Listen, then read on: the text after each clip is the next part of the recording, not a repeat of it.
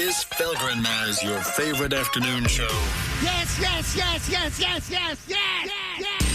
Felger and Mazz. We had placed a bet. I had said that these Fakakta video releases, these schedule release videos that all the teams do, that I just do not. This is not.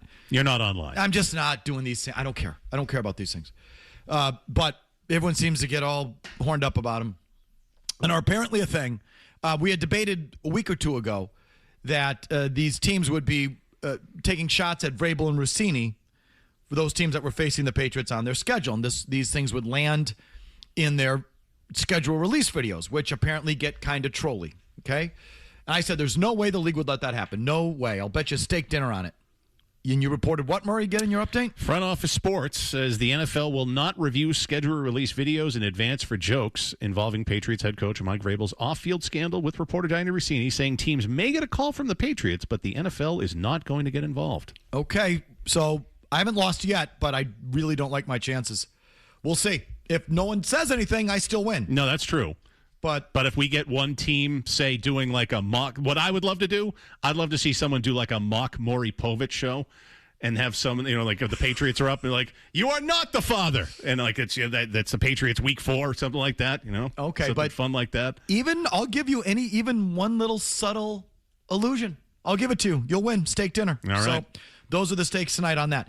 Week 4 is now out for the Patriots as well? At the Buffalo Bills. So give me the first 4 weeks again. At the Seattle Seahawks to open the season. Home opener against the Pittsburgh Steelers. Then they're at the Jacksonville Jaguars week 3, and then at the Buffalo Bills week 4. That is a killer month. Brutal. Jacksonville make the playoffs last year? They did. Yes. Okay, so 3 out of the first 4. Yes. And 3 they're all on the road. Yeah, that's no picnic. You come out of there. What are you talking about? All 4 of those teams made the playoffs last year. Yeah, Pittsburgh made it too? Yeah, sure. Yeah. Wow. Yeah. Okay, I didn't even remember the Steelers making it. But still. Yeah, so that's a tough start, no question. And I'm as worried about the 3 road games as anything else. You come out of that 2-2, you're in good shape. Okay, to your phones here as promised. Jeff at work. Go ahead, Jeff. Hey, guys, going back to your original thing, and I do agree. Going back to your original question, doesn't the Internet affect the viewership? Nobody in their right mind can watch every game or even 5, in one day or 2 days. But does the Internet, where you have the access to reels now, a 2.5-minute video will basically show you the game from teams you don't really care about. I hate it, Jeff. I feel like we've got to. I just feel there's so many people now have gotten so mentally lazy and scatterbrained that they can't sit and watch a 2-hour, 3-hour game. Anything. They just wait for the clips. Never mind, you can maybe get addicted to watching it through Red Zone, but certainly your feed. Can anyone just sit and watch a game? No. And that worries me. It's rare. Because I think I worry that's going by the wayside. I really do. I don't know if that's the NFL's fault, but that's society's fault. That's technology's fault. Larry and Andover, go. Yeah, how you doing? Hey, that schedule, Patriots, first 3 games is 2-1. But the proliferation of these games, I don't mind the number of games. I don't like them broken up like they do, and it dilutes the Sunday schedule.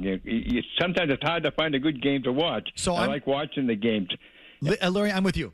17 games doesn't feel like too much to me. And 18 games won't feel too much to me. And I keep saying this and no one cares, but I used to be a big USFL fan when I was a little boy. I loved it. I used to love the USFL. I was a big fan of the USFL. They played 18 games.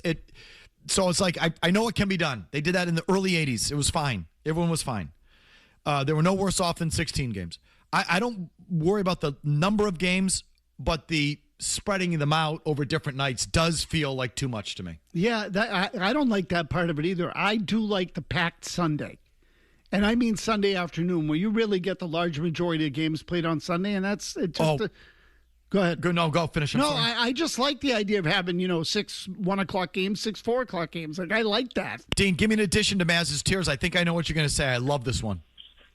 Jameis Winston stealing $33.72 of crab legs. Not it. Shoplifting crab legs. Not it. He had a better one. The soda machine? He went to a Burger King or a fast food restaurant and got the little tiny white paper cups that you put ketchup in. The little ramekins, yeah. That's what they call them? Yeah. So he got a little ramekin, and he went over the soda machine and just went filled a shot, drank it, filled a shot, drank, just sat there for a pretty good amount of time, just dicking around with the little white cup and the soda machine. And they came over and asked him to stop after a certain amount of time, and he wouldn't stop, and he got rung up for stealing soda. Stealing soda, or just, not playing within the spirit of the rules of those soda machines at the fast food thing. Jameis Winston. So I didn't remember the specifics about the shot glass. Yeah. Got to, real quick, Phil and Dedham, give us one. All right, I got Scotty Scheffler jumping out of the traffic line to get to the golf tournament and got arrested. Okay, Aiden Danvers was going to say that as well. Scotty Scheffler's arrested. Well, good timing. It was a PGA Championship, if I remember right, which means it was basically this week. Scofflaw. Dave in the car on the NFL schedule. Go ahead, Dave. I just want to know what the deal is with these owners want all these games overseas. From what I understand, the Europeans cannot give a fat crap about football, and I just don't know where they even get all the money from on it. I don't get it. Dave, it's obvious why they're doing it, and it's hit or miss whether the Europeans give a fat crap about it. Some do. I mean, the Germans, from my understanding, they really give a damn. Apparently, the Germans care more than most, but some places just do not care, period. But they've pretty much gotten all the blood out of the stone here. I mean, it's hard to create new football fans here. So where do you do? So where do you go? Where do you get new business? How do you grow the business? You got to go somewhere else. Yeah, Europe and Australia and South America. So going over there has nothing to do with improving the game. Going over there has nothing to do with your consumption of the game. Going over there has nothing to do with playing the game, viewing the game as far as we know. It is only purely to open up another revenue stream because I guess they're running out of them. And that's it. The only reason. There's no other reason. And that's sad. No one in Europe is clamoring for American football. Even if the Germans kind of like it. They tried the World League of American Football over there a couple decades ago. It fell flat on its face. It's not in the blood over there, but blah, blah, blah. They don't want it. You don't want it. The only one who wants it are the owners and the kids that are inheriting the teams. And that's it. Those are the only ones that want it. Isn't that ridiculous? Yes, it is. And I'll tell you, it doesn't really affect most of us because you watch the game on TV anyway. But the idea of the Super Bowl being played overseas, there's something about that to me that's just not right. So I kind of like the 9:30 window, if I'm being honest. I don't mind that. But yeah, you're talking about a Sunday morning game, though. I like the Sunday morning window, waking up and having a game on. I don't mind that. Okay, so I'm talking about the Super Bowl. Yeah, no, that's... Yeah. Just something about it doesn't feel right. It's like, why don't we have the 4th of July in, Russia? Yeah, good idea. I mean? It's like, we can make an extra buck. PJ in Sagamore Beach. Yes, go ahead, PJ. Hey, regarding the schedule, yeah, I'm old school. I prefer it all on Sunday. But what made me think was, say you're a head coach in the NFL and you are carrying on like a 6+ year affair with a reporter. Like, how do you make that work? Like, hey, babe, I really miss you, but I'm in Munich on Sunday, and then I got to be, like, in Indianapolis on Wednesday. Like, how do you make that work? Well, no, it's right. The spread out schedule and the European games are really getting in the way of the doing. Wouldn't you say? Oh, yeah. Well, yeah, unless you take your act into foreign countries. Well, you've got to expand your streams as well. You got to open up new markets. I mean, some good-looking women in Europe. No, believe me, listen, the Patriots... roll them up, Germany. Hide the women and children. Here come the Patriots. Louis in Amesbury. Go ahead, Louis. Hey, guys. Once again, so much content while I'm on hold. But listen, it's all about the money. We all know that about, all different nights. But, Felger, let me just say this. And because the guy said it on the email, you really are a dick. Yeah, I know. And no, you are. So listen, and the guy said, like, he sounded like he was like a 30-year-old guy. Okay, enough already. I'm sorry. Well, fine, Louis. Can we move on? Let's move on. What else you got? Okay, all right. So now Mazz says it's got to be concentrated. Murray says he likes Turkey Day. Who's to say that when you move it around and you got different games? I'd watch the NFL every single night. And last thing, let me say this. It was classic. When you talked about the guy, Aaron from Portsmouth. Aaron, I don't care if he's in Portsmouth, Rhode Island. Again, another example of being a dick. But anything you want to take out of his call there? No. Not really. Other than him just kind of yelling? No, he's trying to do a stand-up act. Just to atone for that. Tony in Providence. Go ahead, Tony. Hey, you guys do a great job. NFL talks about image guys. I can't believe they want to open up with the Patriots. I mean, the Patriots would stay away from that guys for the first game of the year. No. I figured the Seattle game would be later. No, sir. It's all about money. It's all about drawing the honey pot. The sweet spot for the NFL or any league is casual fans. Women, really. That's when because the men are there. The men, the football fans are there. So how do you get the biggest audience as possible? Casual fans. And women would be in that category often. Well, what better way than to get a little sex scandal on TV the first opportunity? Definitely. So if they're smart, they'll buy the Rossini interview and put it on the Today Show that week. And just own it. Don't be afraid. Don't be above it. Just own it. It'll be box office. I mean, what red-blooded American, man or woman, doesn't like a good sex scandal? More your calls and thoughts coming up right after these words. We'll give you the latest speculation on Giannis and Jaylen Brown and Giannis to the Celtics. There's a prominent voice out there that says not so fast on Giannis to the Celtics. That's coming your way next. I want to get to the gossip first. Everything you said is right. Felger and Mazz, the Sports Zone. The last team I would mention, and I don't want to put them even, I know they've been mentioned a lot, but I don't put them in the front runner category. That's the Boston Celtics. A lot of noise around Jaylen Brown right now. A lot of it really self-inflicted in some ways, did those streams. You know, Tracy McGrady said what he said about Jaylen and his frustrations with Boston. And I've been around Jaylen in Boston a lot over the last 10 years. And some of the frustrations I think are understandable with Jaylen Brown. I just don't see how this is the right move for Boston. Like on paper, would Giannis be an upgrade for the Celtics? Yeah, especially if you're a team that wants to put more pressure on the rim, which the Celtics clearly do. They were kind of burned or really burned by their 3-point happy attack during the playoffs, which got them bounced in the first round. But Giannis, his reliability is a big question mark here.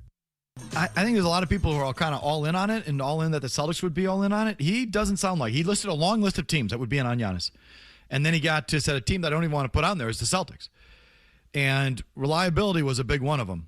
Jimmy, you have a follow-up comment there from Mannix that I clipped as well? Let's just hear the follow-up. His reliability is a big question mark here. You know, he was injured most of this season. He's had multiple years of these kind of soft tissue injuries, multiple years where he's not been able to compete in the postseason, or at least at the end of the postseason. I'd be leery if I'm the Celtics about breaking up the Jaylen Brown, Jason Tatum combination, because you know that combination can be successful. You have won a championship with that duo. You have been the most successful team in the Eastern Conference over the last 10 years with that duo. I'd be very nervous about acquiring a player like Giannis, who's got his history of injuries, and giving up a player like Jaylen Brown, who has proven to be durable, has shown that he can take his game to another level, and you know, it's shown that he can help you win a championship. So I would be anxious, nervous if I was Boston about doing a deal like that, and I think the front office probably recognizes that as well. That last line was my little tell. And I think the front office probably recognizes that as well. Well, how would you know that? You're just assuming that? Because they're the ones that put it in his head. All right. So that's, I wonder, just based on that last line, just with my sniffer, and reading into it in the Felger and Mazz fashion, putting it through the Felger and Mazz translator, I wonder if the Celtics are actually out on Giannis Antetokounmpo because of the injury. They might be. Look. And there's a real good reason to be. Absolutely it is. Yeah, this is part of the reason I've said to you, like, if there's a way to add him without moving Brown, and I don't know that there is, but to me, then I would take a shot. But barring that, I don't know why you would do it just singularly. I mean, to me, keeping Tatum and Brown together is a better way to go. Well, I mean, just to play devil, there's a reason. I mean, Stevens spent half of that press conference after the season about needing to score at the rim. Sure. And liking dunks and scoring at the rim and all of that. And our initial look isn't always the best look. And we've had trouble generating good looks on our first look and blah, blah, blah. You know, Giannis is healthy and in his prime, the direct antidote to what he's talking about. Sure. So that's why they would do it. Also, maybe the Jaylen Brown thing is just sort of running its course on both sides of it. Clearly Jaylen Brown just cannot stop talking about his role and his sacrificing. And, clearly he's just still all wrapped up in that thing. And you got to wonder if the Celtics are getting a little tired of hearing it. You know what I mean? Like, of course. The second thing, I don't know. I don't know if the Celtics are smart, so they probably have a pretty wide net. And you know what I'm trying to say? Like a pretty high tolerance for Jaylen Brown's chirping. It's like, because Stevens is smart and they're level-headed, Stevens is probably like, he's just expressing himself and he'll be fine. And the Celtics aren't going to overreact to Jaylen Brown's commentary. So I don't know how the Celtics feel about it. I don't know if they're getting sick of it or not. I don't know. I do know Jaylen Brown is, constantly stuck on his role and what he sacrificed. Still, this week, last night, like he just every day he's talking about it. So I wonder if that relationship's coming to a close. Yeah, look, there's a lot of ways this thing can go. But, to me, if there's a deal out there for Brown, it's probably going to be smaller pieces. You're going to get 2 or 3 players back instead of one. Why do you think that? Because I just think that's usually how those deals go. Yeah, the 1-for-1 doesn't. I'm not telling you it's impossible. You just don't often see it. That's all. It's just not. It's not that common. Mazz's tears. What was the headline? Amusing arrests. We left out tier 1. Drew in the car. Give it to us. The carjacker, Reese McGuire. Oh, how'd we forget that? So I knew this would come up, and I meant to put him on the list, and I forgot. Tippy top tier of tier 1. Definitely. The carjacker. Yep, definitely. Yep. Here comes He's cleaning his dashboard. Here comes Murray's update. And we're right back. You can mix in the Celtics with our schedule talk and Mazz's tears. Now, more of Felger and Mazz. Now, on the Sports Hub. All right, looks like the Patriots have a killer start to the season. Crushing September. At Seattle, home Pittsburgh, at Jacksonville, down in Jacksonville, at Buffalo. That's the first 4 games, September. Into October, bloodbath. Who do we blame? Well, it's been Goodell. As has been pointed out to us, you could blame the Crafts. And why, you ask? Well, here's the answer. They're hosting the World Cup this year, correct? Correct. So those World Cup games are going to be in June into July, okay? Which means they're losing out, or they couldn't book concerts from June, probably even earlier, into July. I don't know when they're laying down the grass or whatever. Yeah, these games go from June 13th. The last one of the quarterfinal is July 9th. July 9th. July 9th. So they have World Cup games June into July. So that's a month of concert revenue. Apparently, they've booked then, to make up for that, a lot of concerts in September. And so the stadium is being used. Like, for example, on Saturday, September 12th, Karol G. Who? I'm not familiar with. Any relation to Kenny G? No, I don't think so. I think it's a Latin act, so I don't want to besmirch it at all. I don't know who it is. But Karol G is playing Saturday, September 12th. So the first, NFL Week 1 is Sunday the 13th. So that takes out Sunday the 13th. I don't think they can pack up for a game the next day. It's not the way that works. I'm sure that Karol G tour's got a lot of equipment. Welcome to Foxborough, Karol G. And then on Friday, Saturday, September 25th and 26th, the Ed Sheeran Loop Tour. 2 nights for him? 2 nights. Jesus. He'll bang it. He will. Yeah, he's good. He's big. He will bang it. I saw him down there. Then Zach Bryan, Friday, Saturday, October 2nd and October 3rd. That takes out that weekend. Yeah. So that they had to, I guess they booked more concerts in September than they normally would because they lost June and part of July for the soccer. You got to make up for that revenue. Got to keep banging the place out. So as a result, the Patriots are on the road 3 of the first 4 weeks. Welcome to 1-3, and here we go. So let me get this straight. I just want to make sure I'm understanding another reason this why properly. they can't keep the grass down. Like they laying all this beautiful grass for the soccer players. Why don't you just keep it for the football season and give us a season on grass? Karol G and Zach Bryan are coming through. So I just want to make sure I'm understanding this properly. because they have the World Cup, which will lead to all kinds of revenue. Correct. They still had to have the concerts? I guess. At the expense of the football team? Well, no, that's what you just told me. If you want to draw that conclusion. I'm putting this in Mazz words. Yep. You're putting in direct, plain-spoken English. Yes, direct, plain-spoken English. Yes. That normally they wouldn't have the World Cup. So the World Cup in and of itself is an additional revenue stream that would have replaced what they made from the concerts, and I presume then some? I doubt replace and then some, no, because FIFA takes a lot of it. But either way, what can I tell you? This is what's happening. Okay, I don't like it. Yeah, what's to like? No, look, I mean, you'd like to think that the fall dates are off limits. Those should be off. That's football season. We can't do it during the fall. No, that's money-making season. Got it. So why are they on the road 3 of the first 4 weeks? That. Might also be losing season. That is part of the reason they're on the road 3 of the first 4 weeks. All right, to your thoughts. James in West Roxbury. Go ahead, James. Hey, what's going on, guys? So just a quick question, quick comment about the the oversaturation of the NFL. It's going to come down to, like, you know, the FOMO, the office cooler FOMO. You know, when Bob from County comes up to you, hey, did you see the game last night?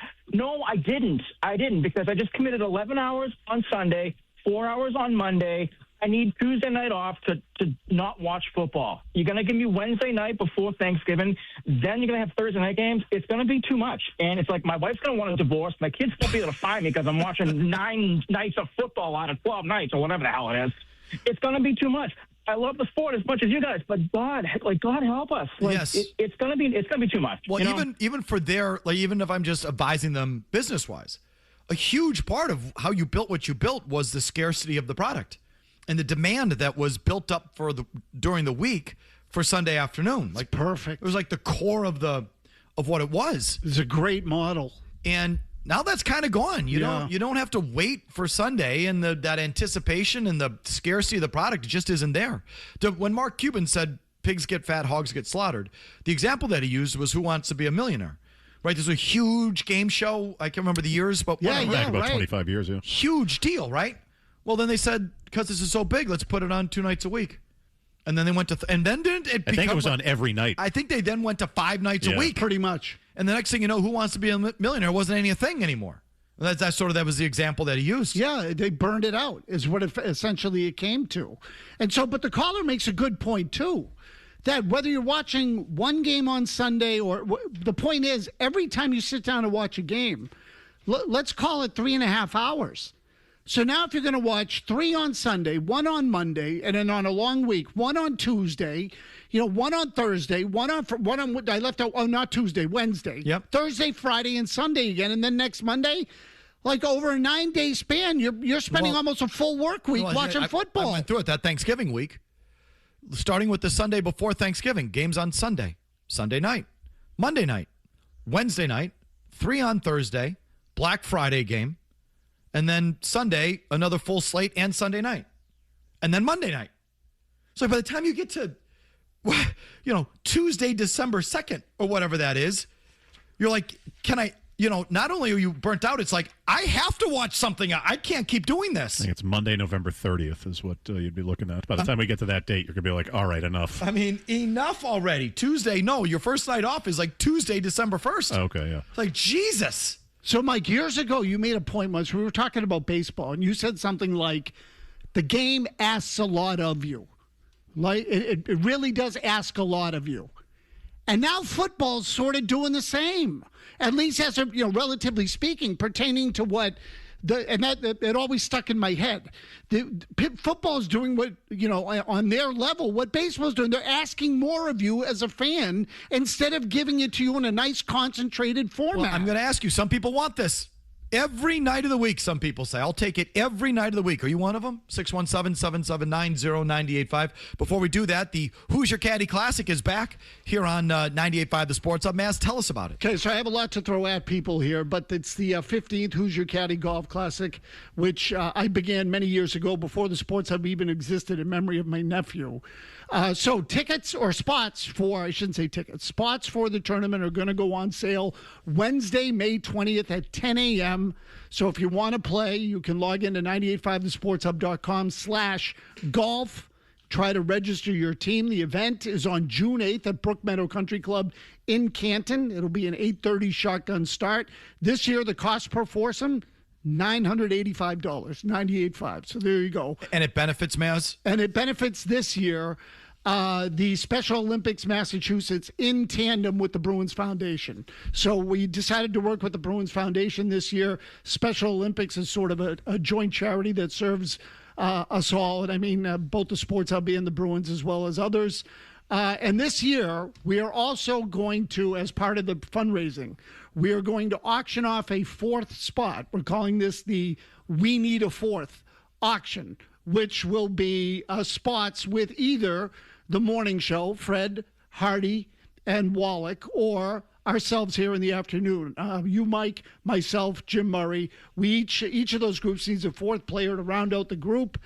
And that bidding will also open next week, May 20th at 10 a.m. Again, go to 985thesportshub.com. You can bid to play with the afternoon show or bid to play with the morning show. Correct. And then we're going to bet heavily between the two shows that day. Yes, exactly right. And if things go right, we'll get a big donation out of Fred. Major action that day, so you can be a part of that. Yep, 985thesportshub.com/golf is where you want to go. It all starts Wednesday the 20th at 10 a.m. And then just quickly, thanks to our friends at Catches Law, the Bruins Foundation, Patriots, Celtics, and Red Sox, Bernardi Auto Group, FootJoy, Yale Appliance, Pin Golf, Golfers Warehouse, and Snell Golf, all for their assistance and donations through the preparation process. Okay, bid early, bid often, bid it up.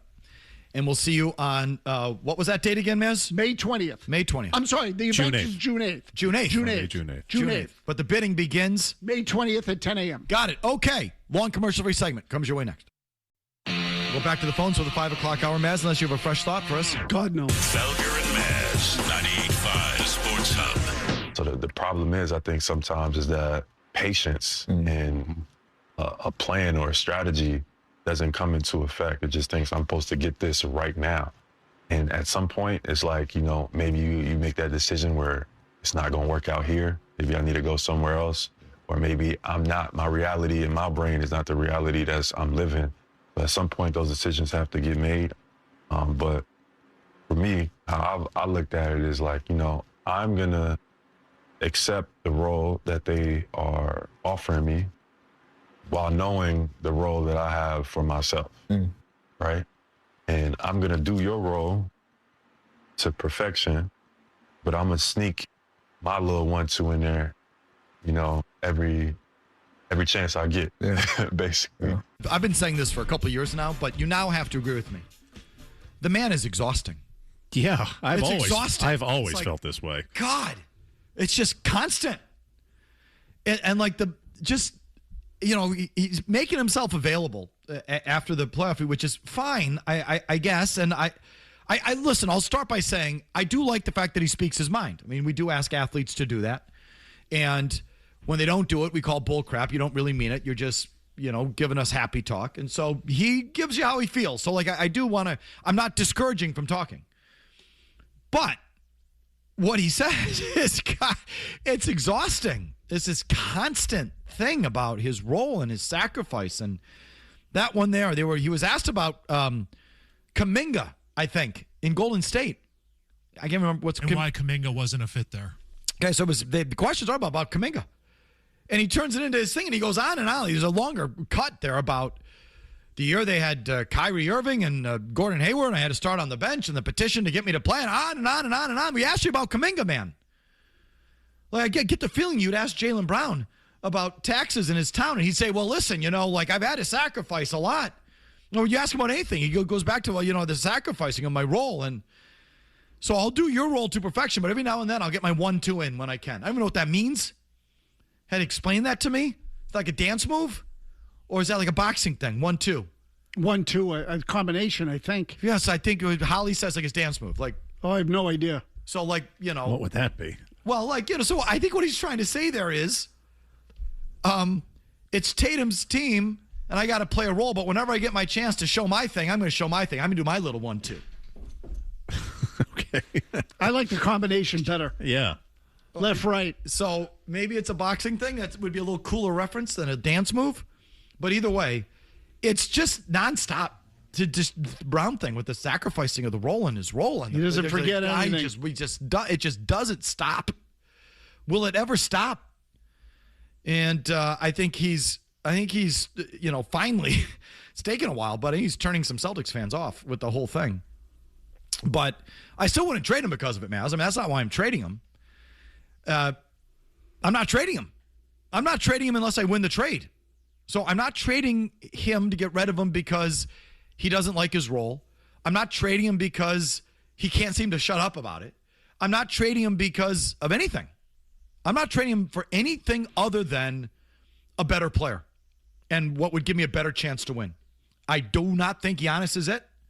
If you can give me another trade that would make the Celtics better and more championship worthy, then I would do it. But that's the only reason I would do it. Otherwise, I would just live with it. Go ahead. Keep talking. It's fine. You'll show up and play hard. You always do. And I would just live with it. But it does get a little insufferable. Oh, for sure. Look, and again, that whole thing with his contract, the 2-year extension that they can give him this summer, that's going to tell us a lot, if not everything. It's really follow the money. Really, and not just about him, but about them. They do have new ownership here, so let's see about how serious they really are, or whether Pags was right that they're going to put their hands on their wallets and not let anybody grab it. He's been right so far. Pags told you what they were going to do. He's been right so far. Let's see. But Miles in Leominster, who does Jaylen Brown remind you of? Just real quick, I mean, honestly, you know what this Jaylen Brown situation is honestly reminding me of is a lot like the Kyrie Irving situation in 2016, 2017, when he wanted out of Cleveland and after being in the shadow of LeBron James and winning with him even then. Not because the situations are identical, but because it's the same superstar sidekick ceiling problem. You know, Kyrie didn't want to spend his whole career being viewed as LeBron's co-star, and now with Jason Tatum being the face of the Boston Celtics, you know, even after the season Jaylen Brown had this year, I wonder if Jaylen Brown is starting to feel the same thing. Especially sometimes being the number 2 on the contender gets exhausting. You know what I mean? Yeah, Miles. Brown sure sounds like Kyrie. It's some of the same gobbledygook and There's some similarities there. Yeah. Just kind of like, oh, God. Please, spare me this. God, I hope he's not as much of a wuss deep down as Kyrie is, and I'm not talking about the physical part of it. He's not. I'll take Jaylen Brown any day of the week over Kyrie. I'm just saying they kind of sound the same. They're buds. I mean, that should be a pretty instructive thing for him, though, because Kyrie hasn't won jack since he left LeBron. Right, exactly. He hasn't won a thing. So, be careful what you wish for, because sometimes you got to bite the bullet. Matt in Braintree on this. Yes, Matt. Yeah, this guy, he spent 6 months at Berkeley, and he thinks he's some kind of, Mensa candidate. It drives me insane. My question to you is, I want to touch upon what Bertrand had brought up. Would you trade this guy for Giannis? And then if LeBron wants to come over and play the 3, what do you think of that situation? So we actually have a cut on this. I didn't put it on the rundown, Murray, or Stu, but can we do it quickly? This is our guy, Gare Bear and Jeff Goodman on this. Go ahead. What about this? You get Giannis for Jaylen Brown, and then you go get LeBron. Well, that's because I think that's going to happen. Whoa. I mean, maybe. I mean, Giannis, I've seen, okay. It's certainly the package that would make probably as much sense as any for Milwaukee. Although, I'll say this. Do you want to completely rebuild? If you're Milwaukee, do you just say, hey, we're going to get as many picks as we can? You can cut it Young players. No one cares about Milwaukee. But Jeff Goodman, legit, big-time basketball guy. Trade for Giannis and sign LeBron and put them next to Tatum. Controversy. Who says no? Well, so in or out? I mean, in or out? I would be in. Out. In or out? Out. But can I give you a variation? It's a monster. Stu, in or out? I'm out on trading Jaylen for Giannis, but I'm in on bringing LeBron James to Boston. So that's what I was going to say. What if you keep Tatum and Brown and you just add LeBron? I'd be into that. Why wouldn't you be into that? I mean, shouldn't everyone be into that? Yes. He's good for our business. I can't stand it. He can go to the board meetings over at the Fenway Sports Group without leaving town. But I think if he accepted to come here with Brown and Tatum still here, he would accept a role. Oh, I would hope so. I don't think Giannis is going to come here and accept a role.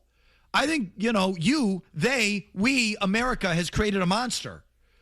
Giannis, has gone full diva. So, but LeBron at the very, very end here, which would sort of be like a one and done last hurrah. So after 20 years of being called the king and him wanting his flowers and being open about wanting his flowers when he doesn't get them, he bitches about it. He's going to accept a role at the end where he's going to be the third fiddle? Yes.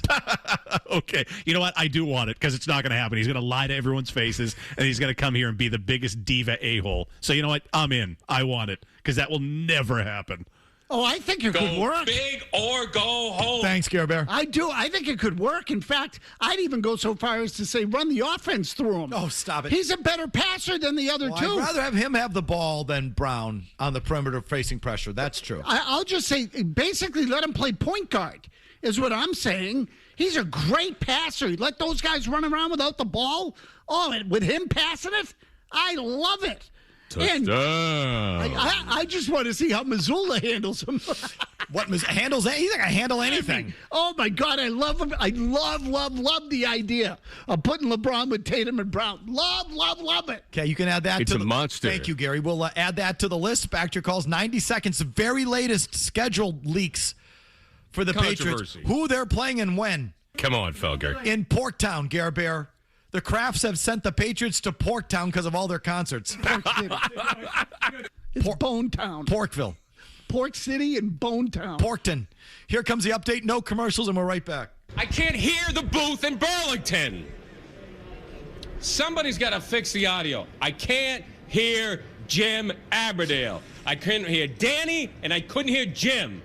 The program is burying the guys in the booth. Something's got to get fixed. I can't hear Burlington.